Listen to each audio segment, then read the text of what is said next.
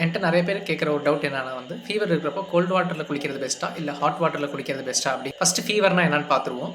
நம்ம பாடியில் bacteria R virus உள்ளே இருக்கிறப்போ நம்ம எதிர்ப்பு சக்தி அதாவது இம்யூன் சிஸ்டம் வந்து ட்ரிகர் ஆகி நம்ம பிரெயினில் இருக்கிற ஹைப்போதலாமஸுங்கிற ரீஜியனை வந்து ட்ரிகர் பண்ணிவிடும்.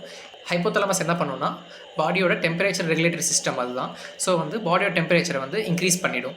எதுக்காக ஹைப்போதலாமஸ் பாடியோட டெம்பரேச்சர் ரைஸ் பண்ணுதுன்னா இம்யூன் செல்ஸ் வந்து அதிகமாக ப்ரொடியூஸ் பண்ணுறதுக்காகவும் உடம்புல இருக்க பாக்டீரியா அண்ட் வைரஸை கில் பண்ணுறதுக்காகவும் வந்து பாடி டெம்பரேச்சரை இன்க்ரீஸ் பண்ணுது. இதனால தான் வந்து நமக்கு ஃபீவர் வருது. இப்போ வந்து அந்த டெம்பரேச்சர் வந்து பாக்டீரியா கில் பண்ணுறதுக்காக இருக்கும்போது நம்ம வந்து கோல்டு வாட்டரில் குளிக்கிறோன்னா பாடி டெம்பரேச்சர் ரெடியூஸ் ஆகும். பாக்டீரியா வைரஸ் வந்து நம்ம பாடியிலேருந்து போகிறதுக்கான எடுத்துக்கக்கூடிய நாட்கள் வந்து அதிகமாகும். ஸோ வந்து கோல்ட் வாட்டரில் குளிக்கிறத அவாய்ட் பண்ணிக்கோங்க. அப்புறம் ஹாட் வாட்டரில் குளிக்கலாமான்னு கேட்பீங்க. ஹாட் வாட்டரில் குளிக்கிறதையும் அவாய்ட் பண்ணிக்கோங்க. நார்மல் பாடி டெம்பரேச்சர் மிதமான சூட்டில் இருக்கிற அளவுக்கு தண்ணியை ஹீட் பண்ணிவிட்டு அதில் குளிச்சிங்கனாலே போதுமானது.